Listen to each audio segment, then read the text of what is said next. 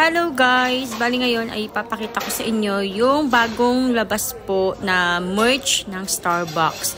Collaboration po siya with Sunwoo Kim. Isa po siguro siyang artist guys, hindi ko siya masyadong kilala. Ito yung mug, ang ganda in person, promise. Promise talaga as in, walang halong biro. Tapos ito po yung tumbler. Ayan, may ano din po yan siya, may takip. Ang cute ang takip niya, oh. Para siyang animals, hindi ko alam kung anong animal yan. Then, ito po, tumbler din po. Nakikita niyo po, napakaganda ng design, guys. As in, ang ganda din ng kulay. And, ito po yung kanyang keychain or keyring. Panabit sa bag. Ayan. At ito naman po yung bag. Medyo mahal to, itong bag na to. Ang ganda ng design. Kabilaan po, ayan, talikuran pala. Talikuran yung design niya. Ang ganda.